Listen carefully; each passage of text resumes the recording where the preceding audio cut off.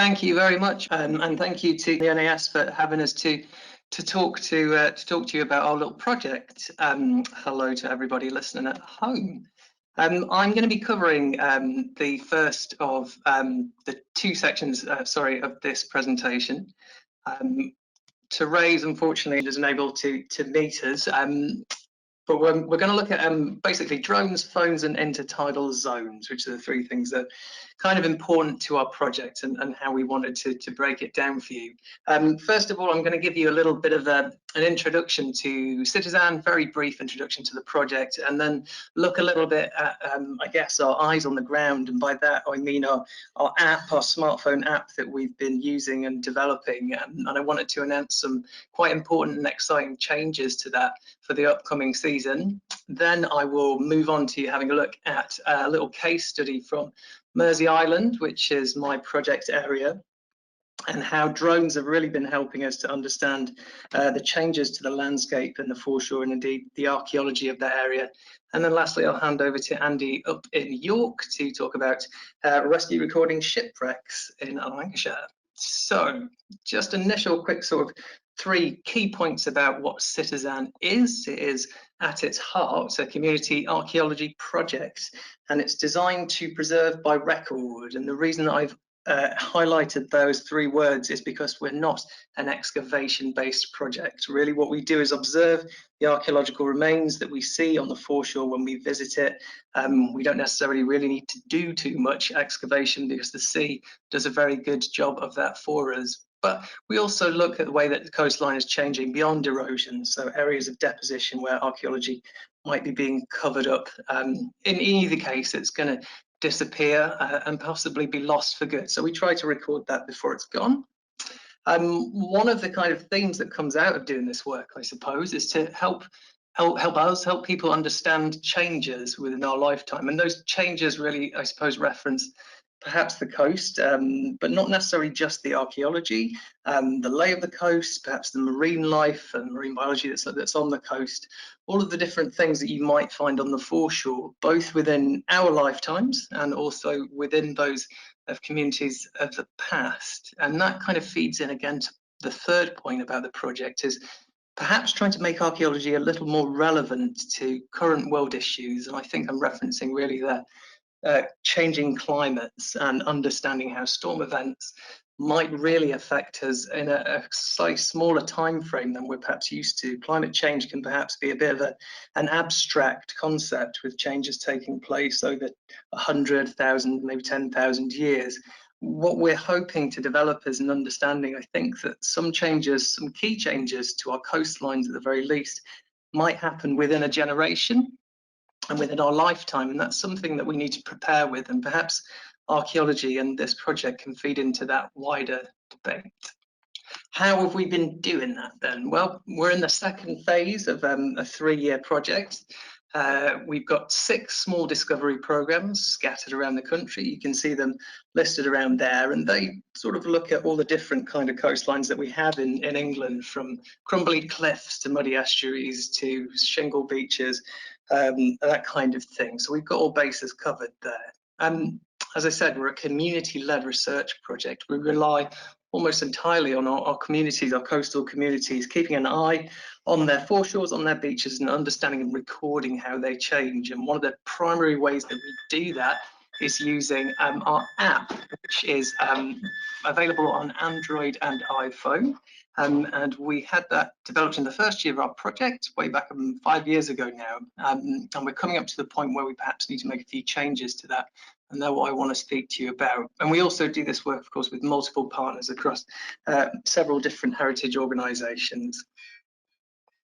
So here's one of our community teams. I'm being a bit biased, and these guys are mine in Mersey, but I just wanted to show you the type of things that we get up to. Aside from the remote monitoring that we ask people to do, we also do weekends of foreshore recording activity, and you can see that they've all got gigantic smiles on their faces. I hope you all picked up on that. But they're there with what are our traditional kind of archaeological fieldwork bits of kit, buckets, trowels, brushes, all that kind of thing. So over the course of weekends, we might investigate some sites a little further in a little more detail, but on the whole, the people that you see in that image, they regularly feed into us using our app. Now, this app was kind of originally designed as a tool for people to get involved in archaeology remotely, and to provide us with hopefully a quality data set with which we would be able to monitor changes both to our archaeology and to the foreshore that we find it on. And it did this quite well, and it did some things well and some things needed a bit of a change. It was, as I say, designed about 5-6 years ago now, and we're at a point where we can improve the experience for people, because it really was about providing as well access to data.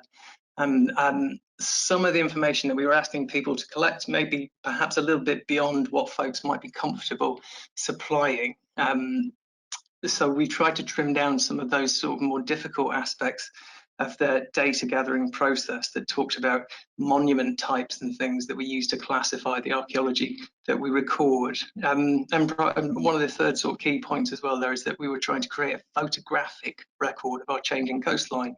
And this was all built on information that had been gathered from various data sets, such as the Rapid Coastal Zone Assessment Surveys. And if you look at the image at the bottom of the slide, you'll see that there are some dots, there are some beige dots, I guess, and some green ones. The beige ones are the data set that underlies the project, and the green ones are new features that people were able to add to our project using our app. So it's kind of successful in that we were locating where this archaeology was, but in terms of what we were capturing, we really needed, I think, to improve that. And so I wanted to announce to you folks today some kind of really important, quite exciting updates to our app, which we now have under development, and we hope very much will be ready to go by the time that we can all get back out on the foreshore, and at least we can start teaching people about these changes so that they can use them. So there's 4 key changes that I wanted to share with you. The first one is that we're reducing the amount of data we gather, as I mentioned, to just 5 key points, 5 very straightforward but crucial pieces of information about the archaeology. And that is the name of the feature that you're looking to record that you might have come across, its location, which is automatically generated by your phone's GPS. We're looking at capturing 4 photographs and for you to provide a description of that feature. And from there, you can make as well any additional comments that you think might be of interest to us, and we might need to follow up. The next update that we're making is kind of crucial and perhaps should have been there from the start, I think, but the ability to cross-reference images in the field. So for each record that you look at on your phone when you're out on the foreshore, you will be able to see the images that were taken by the last person to update that feature. So you will get a very immediate and a very clear sense of what has changed. And it'll also give you a reference point to take, I guess, another fixed point image of that archaeology, so we can see quite clearly changes between the 2 records. The third is going to be a change that utilizes the data that you collect and is available on our website on citizan.org.uk. We have an online map search there, which is going to be released alongside the app update, and it was going to allow you to search by monument type, by period, and also by height above or below current sea level. So the example I've given there is any fish traps that we have in our database and the national databases that we pull from that you might wish to look for that are below perhaps minus 0.30D. You'll be able to make those specific searches on our website, which is quite powerful, quite a nifty new feature for us. And lastly, we're going to improve some of the ways that we share our data with the HERs, which is ultimately where all of this ends up and where it becomes its most useful. And so we're only going to provide information from the most recent updates to our HERs in an effort to perhaps not swamp them with too much information. So there's some really important changes to our app that I wanted to share with you. Next, we shall move from the ground into the sky and look at some of the impacts of drone survey or aerial survey on the work that we've been conducting out in Mersey Island. This is one of our volunteers, one of our ace volunteers, Jim Pullen, just taking off on a typical day in Mersey to set it in context for you, this is the sort of the remit of our discovery program. Mersey Island being just the obviously the little island there nestled between the two mouths of the estuaries. To the left, to the west, you have Blackwater Estuary, which terminates around about Malden, and the little finger travelling to the north, that travels up to Colchester. So we have quite a dynamic foreshore environment that sits between these two rather expansive rivers. Now, I have a video as well to set this in context for you. This was filmed by Jim, our volunteer, and it gives you an idea. This is the sort of one of the most southerly points that you can access when the tide goes out. We're just over a kilometre offshore now, so you can see what are in effect absolutely enormous tidal mudflats. So where we might have our app and our phone to record things on the ground, you can see that either getting to or even suggesting or locating an area where it might be worth going to take a look around using the app is actually quite difficult. It's quite easy to get lost out here. But what you're flying over at the moment now, if you can see the darker brown patches, they are areas of exposed peat shelves. So they are former land surfaces that are coming out in what looks to be a relict bay. Just going through the bottom of your screen there now is a rather huge tree trunk. So we have evidence of submerged woodland and submerged forests. And as the drone tracks to the west of the island, you can see mudflats don't really get any smaller, but you can see lots of features within them. Again, to the left, some darker areas of peat, following possibly the line of a former meandering river that is now, of course, submerged and disappeared, but no less full of archaeological information and archaeological remains that are eroding fast. This video was actually recorded in 2017, and visiting the area again, I have a couple of slides to show you. It's very much a changed scene. In the far distance, you can see where the island curves around to the west, which is another area where we have significant erosion. But generally, the purpose of this video, I hope, has really been to show you just the scale of what we're trying to look at. It's a real needle in a haystack. You can see just where the birds are flying off to the left there, we have another fairly large exposure of submerged woodland. That is about that. So that's the area that we're working in. This is hopefully beginning to explain why drones are important. Some of the remains that we've flown over there, the root bowls of former trees. We have, if you've been following the project, some may remember the mammoth tusk that we or our volunteers uncovered. We have Bronze Age trackway remains in the bottom left there, and then some full evidence of the submerged woodlands. So that's the type of thing that we're finding in this environment. But it's under threat, of course, which is the purpose of CITiZAN. This is a picture taken from the safety of someone's conservatory. It's showing you a rather vicious storm Kiara, which was lashing the coastline, and that has caused a variety of problems for some of the major features that we look at. So here you have in 2017, this is our Bronze Age trackway, the two upright posts there denoting where that's resting in the landscape. In 2020, you'll see that is a significantly changed environment. All of those soft muds, protective muds and silts have been stripped away, and you've exposed a feature that now is about 50% reduced in size. And you can see also the channel behind it expanding, getting wider and causing more of a problem. So the aerial surveys we've been taking, what we've been able to do with them, well, what you're looking at is one that was taken when that video was shot in around 2017, sort of mid-2017. The multicolored dots, they're all different archaeological features that we recorded using our app. And the survey is really a false colour image. It's a digital terrain model, so it shows you the height and the lay of the land. Now, this is an image of the same area. This is from the publicly available Environment Agency LiDAR data. And you can see, again, we've got our archaeological features marked on there, but we have two different survey moments about a year apart. And what we've been able to do is to calculate the loss that has been taking place on the foreshore across this site. So the red colours indicate the areas where there's been the highest volume loss, and by that we mean the material that covers the foreshore, so sands, silts, and particularly muds here. And the blue is the areas of the lowest volume loss. Now, the red area that you can see around there, that's not the ninth circle of hell gently washing up onto Mersey Island. That is in fact just the sea. So the two surveys, the tides are at slightly different points, which is why you get such a considerable difference around the edges. But if you look more towards the centre, to the bluer areas, you'll see that those sections of yellow, they're indicating areas where there's the most rapid loss over that year, and they actually correlate with where we've been finding all of our archaeology, which is fantastic. Because, you know, why is this important? Well, it's helping us to predict where we can preserve our archaeology and where we can learn more.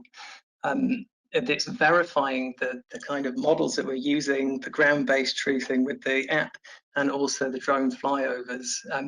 And crucially, I think it's the point I mentioned at the bottom there, this is a community-generated data set. All of this data was gathered by our volunteers, the aerial surveys and the app surveys. So it's kind of proven that CITiZAN has really been able to work using both of those methodologies. We're going to apply that to a few more sites around the island, see if we can sort of confirm that those losses are indicating areas of archaeological interest. They're indicated by the 3 arrows on the screen. So that's coming up for this year.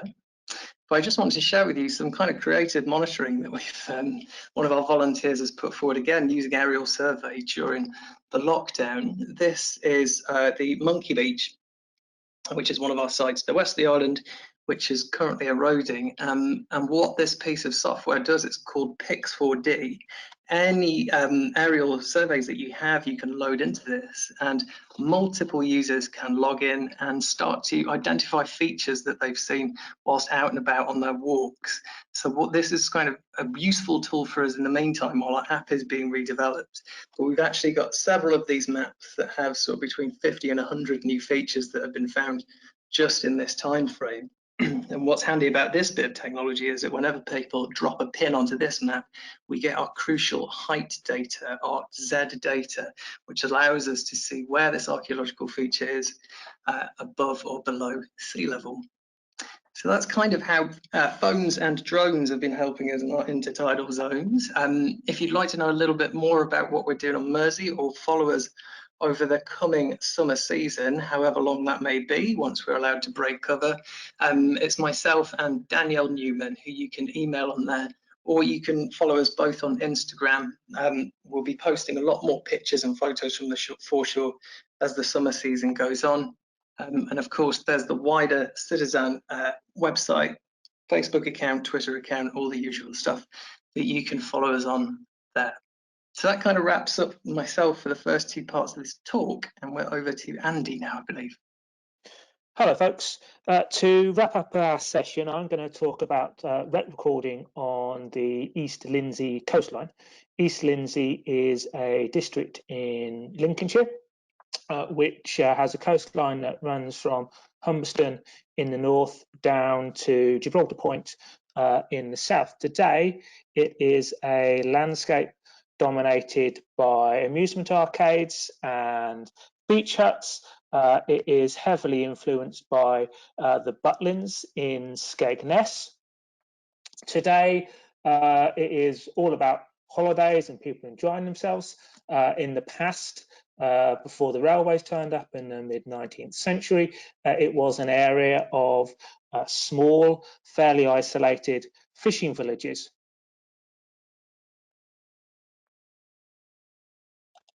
The East Lindsey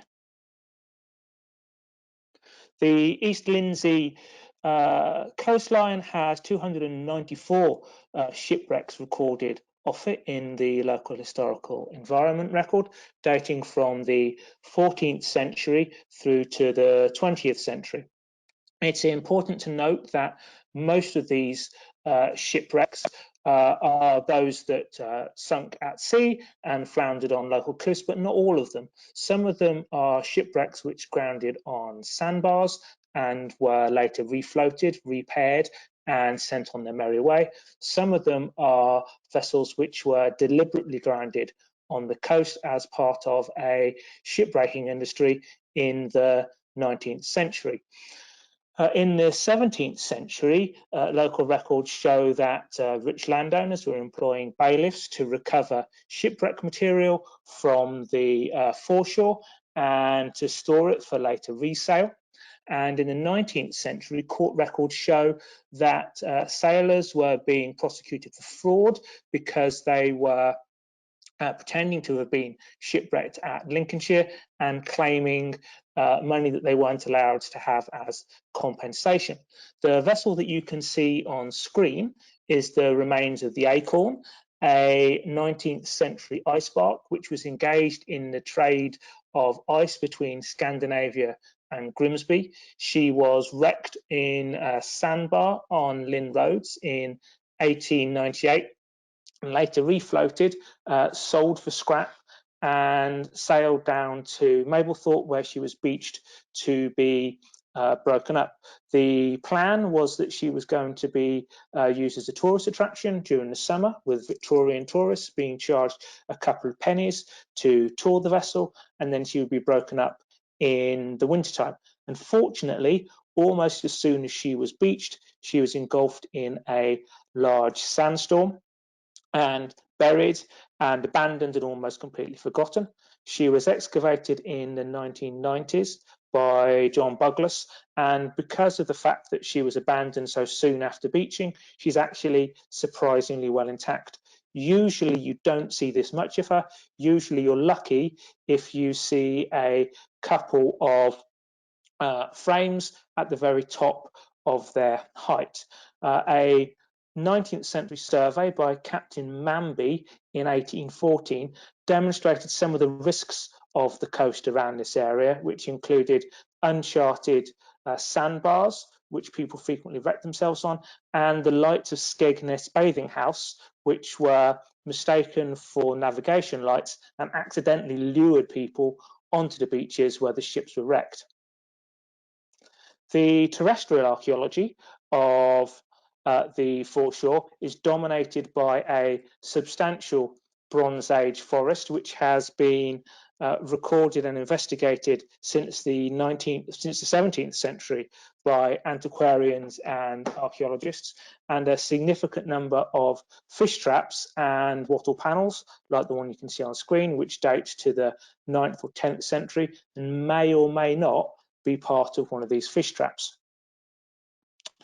You don't see very much of this terrestrial archaeology because the landscape between Skegness and Mablethorpe is part of the largest beach recharging scheme in the country. So during the spring, the council's contractors dump around 500,000 cubic square meters of sand onto the beach to protect the local flood defences. So when you turn up on the beach in June and July and you bathers, you see this beautiful golden stretch of sand.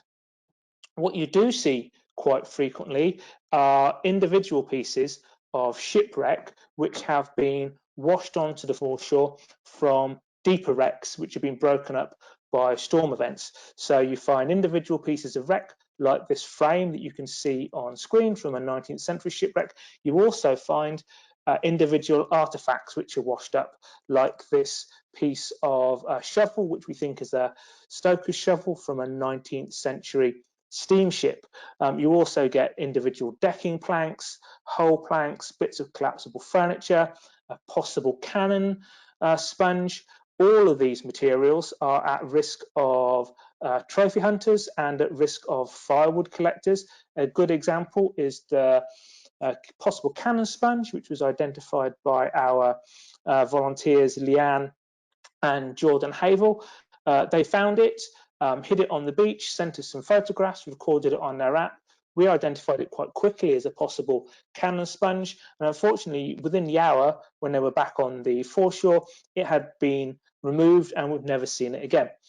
More frequently, you get larger bits of wreck washing up onto the foreshore. So this is a piece of Carvel built hull.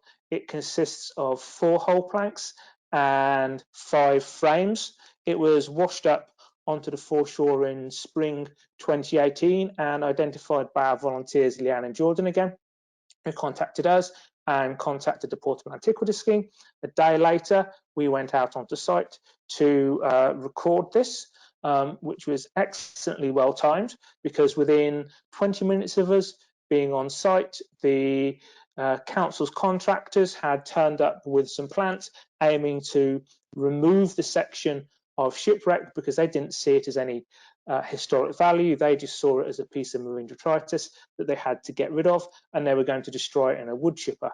Happily, we were able to convince them that it has some historic value, and they're actually quite helpful because they were able to remove it from site and store it in their compound until we could get Historic England out onto site to take some dendrochronology samples. They're also able to turn it over with one of their pieces of plant, which was extremely useful because on the outside of the whole planking, we identified these inscribed lines, which when we first saw them, we thought they were shipwrights marks, which were inscribed onto the whole planking to help people construct the boat.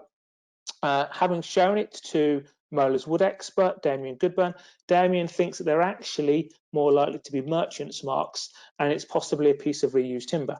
There are significant numbers of recorded merchant marks from Lincolnshire, so we hope in the future to be able to identify these marks to a specific merchant. As tidal storms and coastal change happen more frequently and become more aggressive because of climate change, more of these shipwrecks are going to be washed up onto the foreshore, and we hope that our volunteers will be around and about to record them for us before they disappear. We're going to finish there. Thank you very much for having us. Next week, NAS will be graced by Alistair Byford Bates, who is going to be talking about the recovery of a fairy barracuda by Wessex Archaeology. It's going to be amazingly exciting. I'm looking forward to it. I hope you are too. Thank you for having us.